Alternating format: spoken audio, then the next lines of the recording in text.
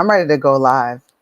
Let me just make sure that I'm live because I've had some like really weird incidents here as I've been trying to like hook up my live guys. So just give me a chance to set this up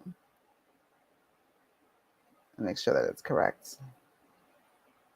Oh yes, okay, great. So yes, I'm definitely live, and I just went live with Drew, and we talked about can women and men be friends, and that was kind of the thesis point of our conversation. But I wanted to have this conversation with you guys as a woman, and I just want us to be honest with ourselves about like what all of this is. Let me just go ahead and retitle this real quick. No, this is a different one than the last one.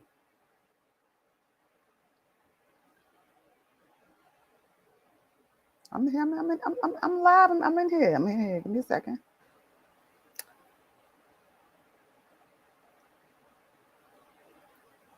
All right, guys. So this is a very it's a little bit of a separate conversation about like what happened today on Twitter, what happened today with Nicki Minaj, Akbar V, with Cardi B. Like, why did we get here? Why was it that?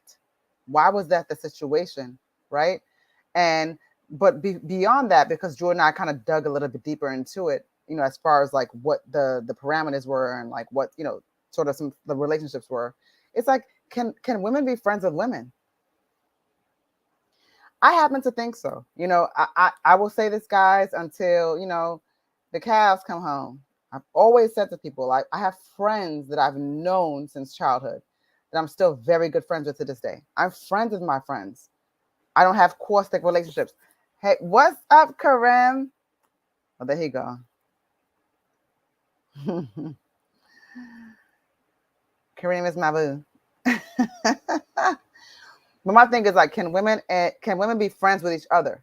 And like, it's everything about like a type of relationship or a dynamic where it's like you're competing with somebody.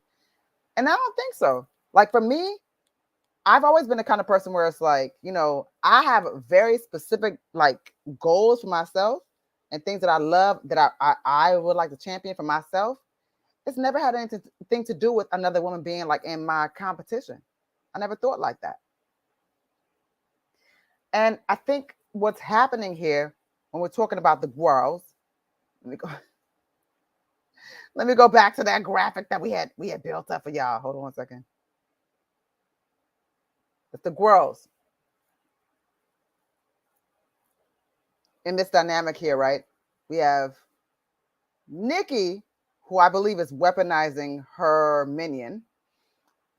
You have Akbar V that doesn't realize that she's being used to champion a cause for Nicki, even in the pettiest way. But she's being used like Nicki does that with the Barbs too. And again, I'm not sitting here being a hater, so I don't want the Barbs coming for me. They do a lot. And then you have Cardi B, who is reacting to a type of abuse basically by that fan base. And now she's coming off crazy because she just felt like it just went so far that like she just couldn't do it anymore and she wasn't gonna do it anymore. And now she's about to go low with the blows. I will say this. I am an extremely objective person, okay?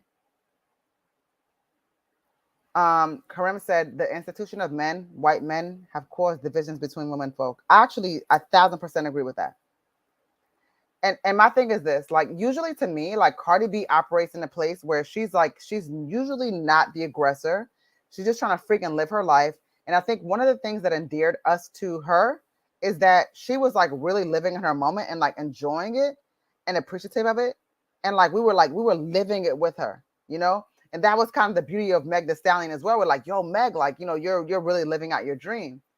But it's like Nicki for so long stood alone. We never saw Nicki like really being friends with anybody, right? So I don't want to get into that because that's all people talk about this all the damn time. In fact, you may notice I'm actually wearing earrings.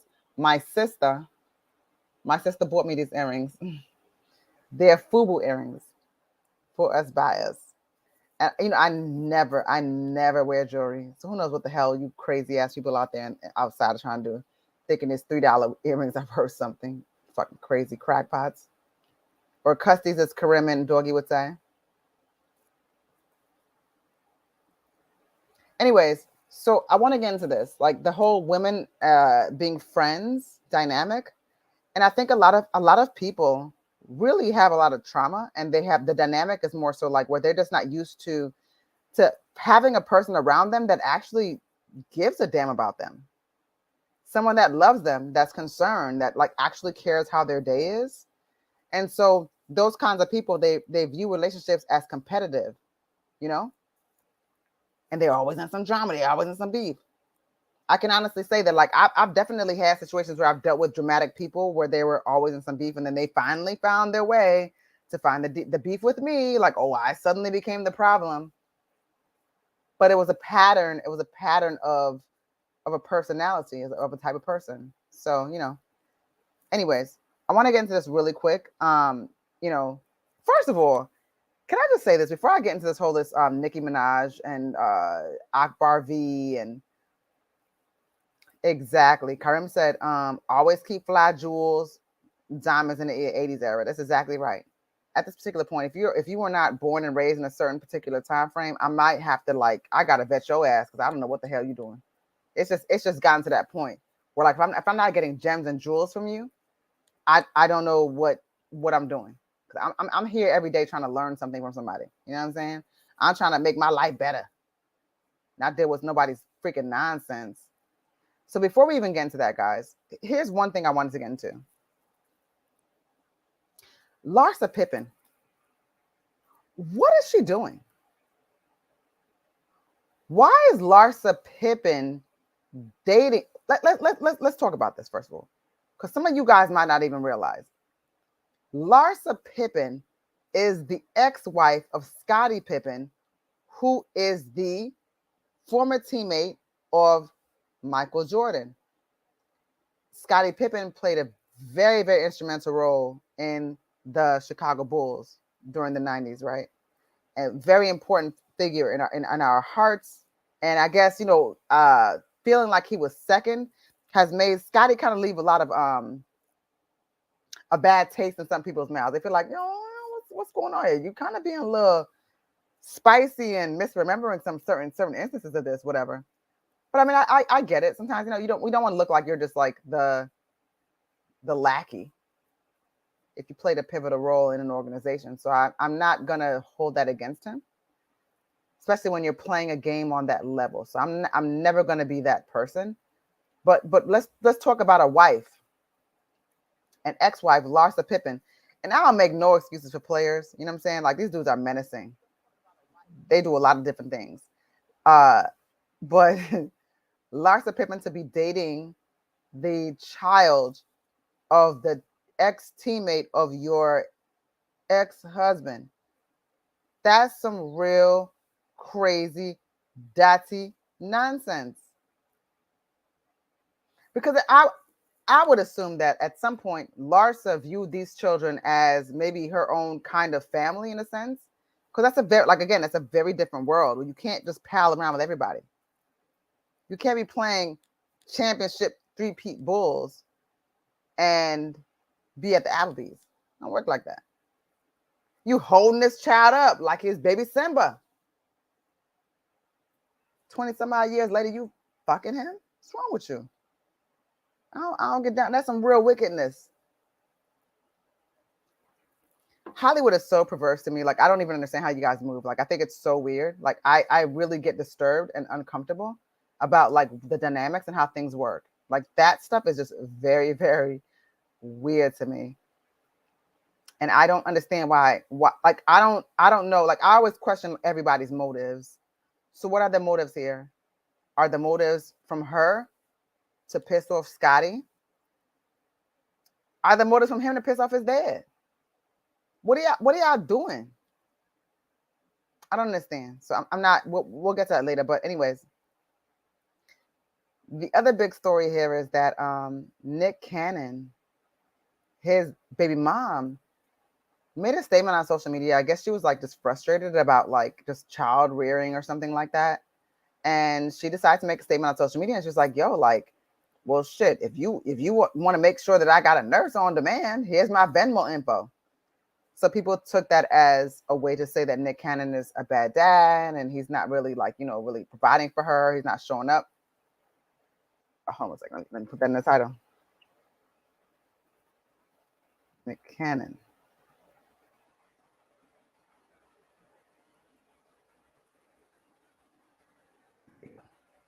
And so they were like saying like, he's not showing up. He's not being a father. Don't really know. Again, those are those kind of judgments that I don't like to comfortably make because I don't really know what a person is doing when they are like raising a child. I've never raised a child myself. I'm not a mother. I don't pretend to be. I don't pretend to have the answers and solutions to parental issues and problems. So I don't know what that means. But I do know that like it was unusual to me that like she came on social media to like ask for the money. But then she turned around and was like, well, he's not my, I'm an independent woman out here and he's not my cash cow. And you guys are tripping and y'all are interpreting this in a different way. And that's not what our dynamic is. And I was like, when you become a ninth baby mama in a situation like that, you're probably agreeing to something. And it is an understanding. So you're probably speaking to a frustration. So I don't necessarily believe that this is a situation where she was like, oh, okay, well, I wasn't talking about Nick Cannon. You probably was. Because why would you give us, like, why would somebody like, because with Nick Cannon's bag, why would you be tapping into us, the general public, to get any kind of support? We're talking about monetary, financial.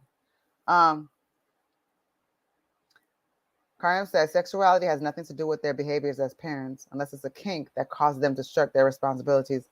That's also very facts. I feel like a lot of times people like they just have like really, really strange and dark kinks. Yeah. I saw and proclivities even. I saw a really interesting comment. I was looking at one of those blogs, and again, I'll shout out the blogs. I go to all of them. It was like the Neighborhood Talk, Spoiler Alert, Hollywood Unlocked, On Site, the Jasmine Brands. I can't think of anything else off the top of my head, but I was on one of the blogs. I'm in them every day be. And somebody said that they think that Nick Cannon has a breeding fetish. I was like, that's some weird shit. Y'all think Nick Cannon has a breeding fetish, huh? I feel like Nick Cannon, the way he's moving, means that he probably has received a diagnosis or a feeling that he's not long for this world. I'm just being honest. I feel like Nick Cannon is moving like a person that like knows he has a specific amount of time left. Karim said, as wealthy, okay, let me stop. Let me go back. Going back to unless it's a kink that causes them to shirk their responsibilities, especially in the industry. As wealthy people, they are able to create these bubbles that us outside could not even fathom, like 10 to 11 baby mamas. Like, hell no. Exactly. Like, what sense does that make? Everybody keeps saying, like, oh, well, Nick can take care of the kids. He got the money. When has anybody, like, think about it, you as a child, when was it ever paramount or so interesting to you as a child that your mom or dad had money? Literally, as a child, all you want is comfort. You want to be protected. You want your mother and your father's love, and you want to be understood. So some of these things you guys are assigning to children, they don't even make sense to me. Because like, what kid is thinking about those kinds of things? Exactly. Like, I don't even know how many kids that Nick Cannon is on right now. I just know he's having a lot of kids. And it's impossible for us as individuals to spread ourselves so thin that we can actually be present parents 100% of the time for that many children. That's why I said, like, I feel like Nick Cannon, there could be something going on there that's more grave and more sad than we even realize. Water, guys, water.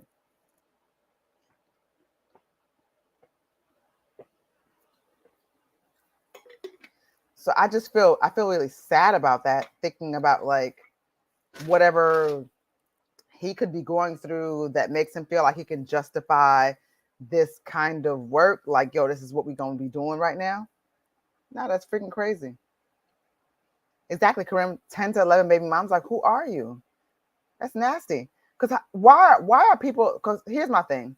Why are y'all justifying this? And I'm not here, I'm not here to judge people's lifestyle per se. Like, I don't care what you do because it ain't my life. I'm just entertained by it, right? So I just, from a base level, I can speak to the honesty of my entertainment. But how do we critically judge Nick Cannon in this sense, but we don't judge? Okay, Karim says, I have one daughter. One, I feel like crying when she approaches me with her handouts and Crocs on. Handout. But as a dad, you're gonna give her what she wants, right? You're like, Dad, I need $15. I want to go to the store. You always do that, for your baby girl. But my thing is, like, we laugh at, I guess we're laughing at everybody, because, like, the thing is, like, Tristan Thompson, let's say, for instance, somebody that has an unequally, I guess, an A-list woman, because she's in the industry. So it's not like it's random people, or so to speak, or like influencers, but he's been just making babies recklessly the whole time. Guys, I'm still going to keep going at Ime Udoka because I just don't understand that shit at all. And I don't, when I say I'm not understanding it, it's not me so much saying I'm not understanding it, because I think you guys, a lot of your criticism comes because it's Nia Long. My thing is more like, I understand that people do whatever the hell they want to do. It doesn't matter who. And they do things because they can. So my criticism is not that. My criticism is more like the irresponsibility of knowing that you were in this position where you're like, have this like elite position as like a coach of like one of the winningest franchises. It's just such a storied franchise. And you just choose that to abandon that over some dick shit. And I guarantee you he ain't even like these girls like that. Nastiness. Karim said, these are the stinkiest dick dudes in the history of men. Guarantee at 3 of those BMs have musty twat syndrome. I didn't know. I wouldn't have read that if I had saw it first. If I'd have paid attention. I was freestyling.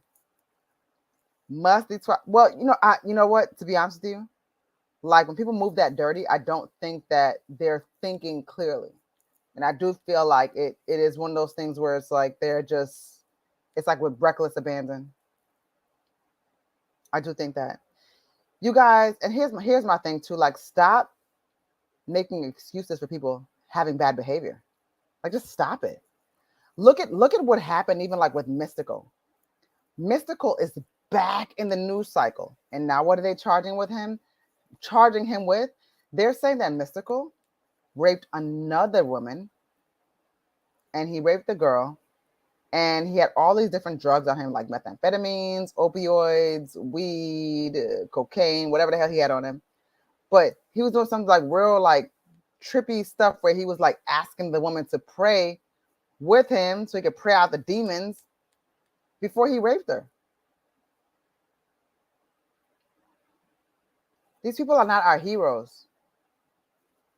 They're dysfunctional, and they're not right for this world.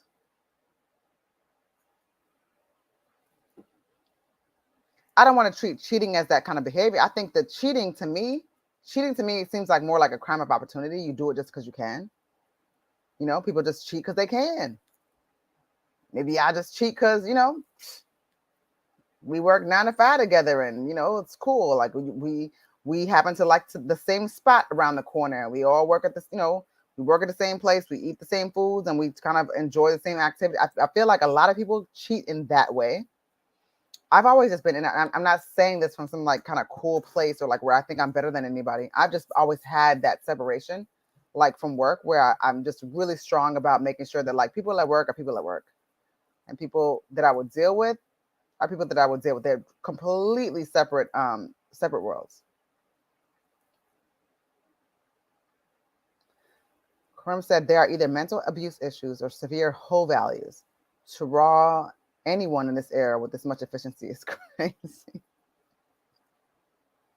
That's a crazy ass statement, but he's right about that. I don't personally understand it. Cause I don't believe in a lot of this nonsense that people are a part of. And I think a lot of times that, you know, the drama and the issues we have, we bring about and we cause for ourselves.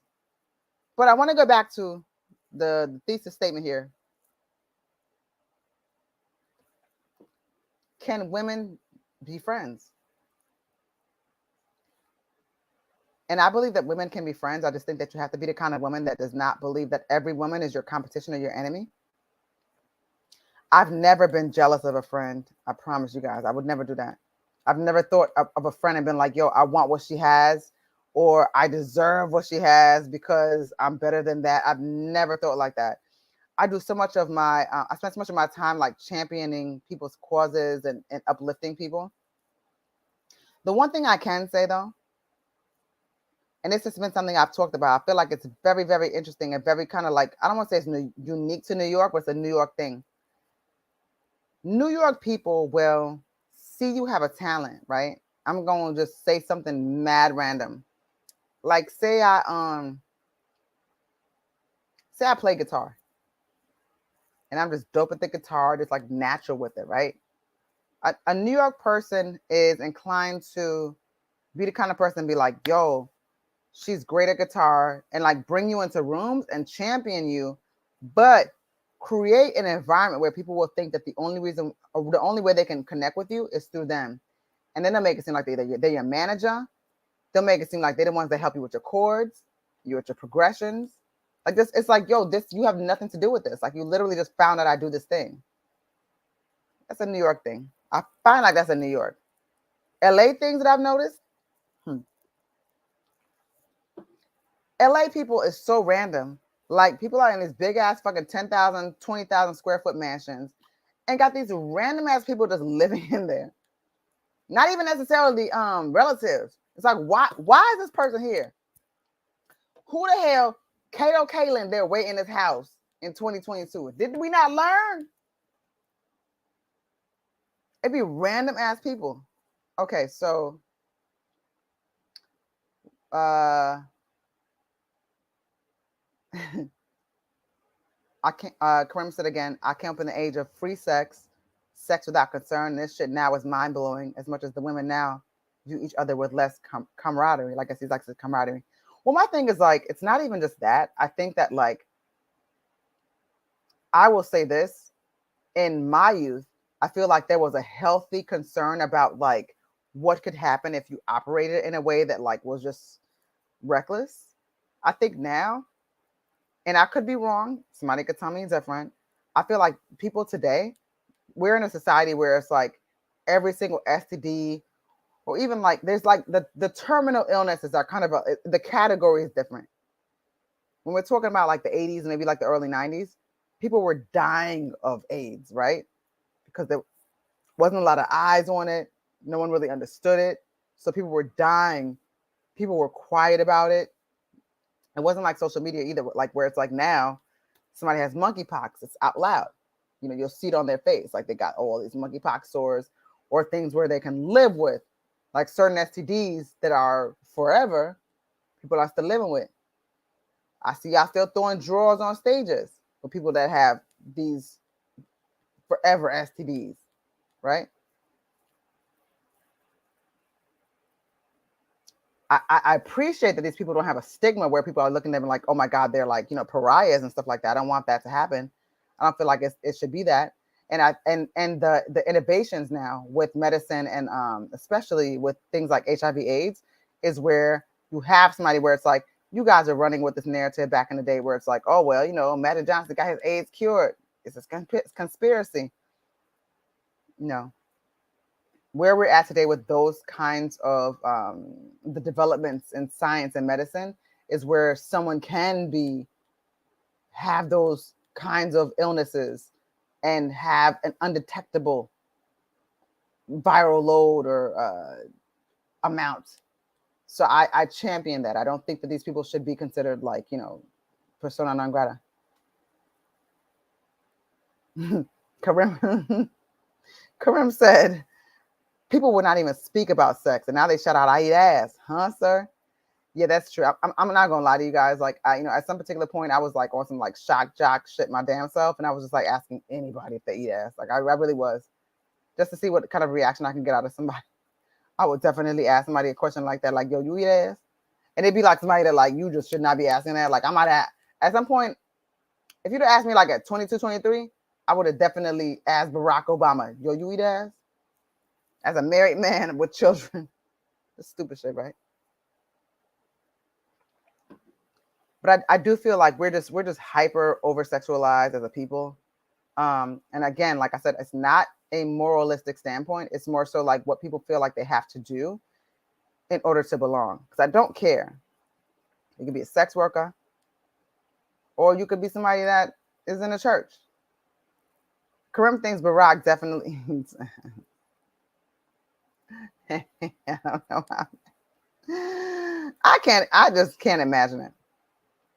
You ever heard Barack Obama's voice, his speaking voice? Yeah, well, guys, I'm about to go and eat Michelle's ass. Yeah, okay, come on now. I don't see it.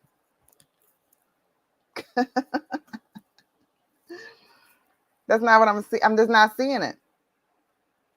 But anyway, I encourage you guys to go back to the initial live, and that I did with Drew earlier. My main point is this. I feel like it's just unfortunate that the girls are fighting again, and I don't think that we're made better for it. And it's just kind of whack, bro. Like, why are we doing this?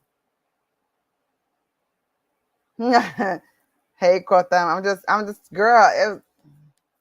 I ain't gonna do. I don't do impressions, child. So I don't know what I was doing just now. I was just letting y'all know. But I feel like it's just like, I don't like. I'm the kind of person where it's like, and I've said this. I keep saying I've said this. I'm not gonna say I've said this no more. I'm gonna stop doing that. Cut me off. Pop out. It's like if you're my friend and you do a thing, I'm a champion you. I'm gonna be like, yo, like it's great. Like I'm be like, yo, Karim, he does anger management courses. He makes sure that people are really like, put together, that they're well read. He makes sure that people have a healthy transition outside of the system, things like that, like have like the proper therapeutic resources. I can speak to that about people, right? And I can say that even if I only met you one time, I'll be like, yo, I remember you because I love you and I met you in this capacity. So when I meet people that are like I saw a tweet today, guys, and it just like it completely like it left me speechless. The person tweeting was like, yo, I'm so jealous of all these people that's getting their student loans forgiven. I can't help but to be a hater about it. And I was like, I don't even got that in my blood. Like, I don't even know what that's about. Y'all just really hating on random people that you don't know because they were able to win at something. I don't know what that's like. Going back to this theme, though, I think that this is very interesting because Cardi B is she sued and won against Tasha K, right? She won. So she sued and won against Tasha K, right? But like when you go to Twitter right now, with whatever the universe is going on right now with the Cardi B and the Akbar V thing, she is posting up revenge porn clips of Akbar V. Now Akbar V is not acting like she's not no innocent victim like here. Like let's be honest. Like she's really out here. She's outside acting a goddamn fool. But it's like as Cardi, why would you even want to do that to yourself? Like why would you want to involve yourself in that thing? Because you know what it's like to be, terrorized by somebody that made up things about you. So why would you want to even like be a part of that world? I feel like this would have been a really good case of just staying classy. Karim said Barack definitely eats ass, yes. And then he says there's a perception that there isn't enough resources, so people hate as a response from fear. I mean, I feel like he said Cardi may have paid that girl to do that. Do you think so? Well, that's how I kind of feel about Nicki Minaj and the Barbs. I don't think Nicki Minaj is paying the Barbs, but she knows her worth in that universe. So Nicki Minaj knows that, like, when she weaponizes her fan base, they'll do anything. Then they'll go at great lengths to make sure that, like, they're showing her, like, I love you. I'm your minion. I'm doing the thing that you want me to do. That's how her fans work. So hate it or love it, that's how Nicki Minaj fan. That's how they exist in this universe. They're minions. They're not. They're followers. They're not leaders, and she's fine with that. That's the dynamic that she needs for her to feel fueled. So when you say Cardi may have paid that girl to do that, a lot of things. Like Cardi can pay somebody to beat somebody up. Why you think Cardi ain't really have to? Why Cardi could orchestrate a beat up? We could do that. We could be, if you outside, you could do that too. I could get somebody right now and be like, yo, I don't like what's going on over there. Wrap that nigga up. And I'm not even outside. Like, I'm minding my business, guys. This is very alleged when I'm saying these things. Just telling you. So that's just some old, like, hood stuff. That's why I say, like, y'all be saying crazy stuff online, not realizing who you're saying crazy stuff to. The internet is for everybody. We're accessing phones. Everybody is not on no Ethernet. Some of us are on Wi-Fi. Some of us are on city Wi-Fi. I'm gonna be on Fifth Avenue right now, plugged into the NYC internet thing. You don't know? What you know? Anyway, guys, there's that. There's a lot of things going on. I don't have, like, I was kind of all over the place today. I just want to make sure I address that thing too. And I don't know. Shout out to, I'm gonna say this. Shout out to Lanisha Cole, because she was one of the first dark skinned women that was, like, kind of viewed as, like, from that video vixen sphere, viewed as beautiful. And she was just a gorgeous, gorgeous woman. But she's entered the Nick Cannon universe. So I don't understand what that's about. Do you guys know, though? And I said this in the live with Drew. Nick Cannon and I have the same birthday. I have no intentions of having that many kids, or any kids at all, actually. I think that's perfectly fine. People get so weird, like, why don't you want to have kids? You should be a mother. Why? Kids with who? Kids with you? You want to be my baby daddy? Why? No. Not having kids. I'm fine with that. I don't feel like, I don't wake up at night feeling like, strange about it or feeling sad. I just never wanted kids, and I feel like that's normal. That's fine. That's my normal. Manisha Cole said, "Listen, I'm signing up. I'm the 9th baby mama." I'm like, "Girl, you're one person. I remember what you do. Whatever." Shout out to her regardless. The question for me, though, would be, like, how present can you be as a parent when you are the parent of so many people that don't reside in the same household? I'll tell you what, and this might sound crazy, but I would probably feel more. I don't want to say the word is comfortable, but it would make more sense to me if literally, if this is like on a compound. If Nick was like, yo, these are the 40 baby mamas living on this compound, and this is the lifestyle we have chosen together.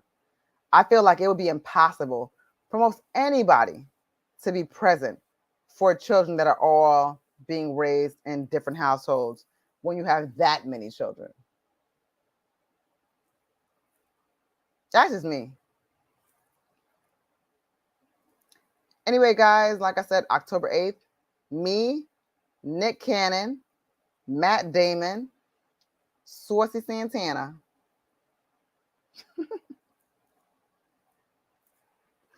That's the October 8th babies. Sigourney Weaver, she's one of us. Who else is October 8th, guys? Hold on a second. October 8th babies. I'm gonna look it up right now. Hold on a second. Don't let me lie to you. October 8th babies. Celebrities. No, I'm not gonna say her name because I don't even care about that. G Herbo. G Herbo's October 8th. The Miz, that's mad random.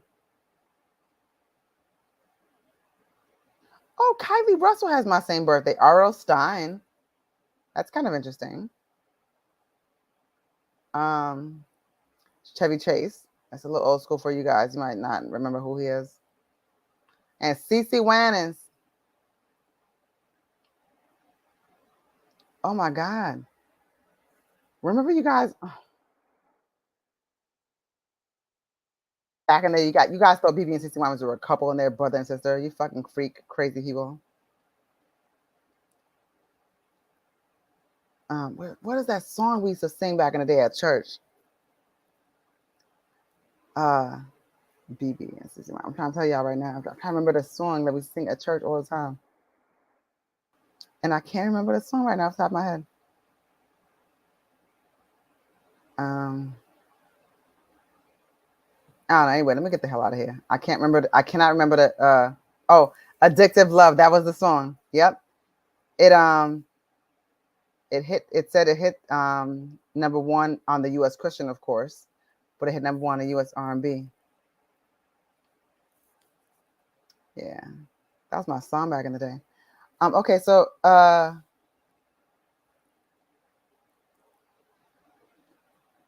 Krim says, be all that, you're all that. Thank you, Karim. I'm about to go to sleep, guys, because I tried to go live twice in a row, and I don't know how these people do it. I was just talking. But I finally found my addictive love. That was BB and CeCe Winans. Don't play me about gospel music.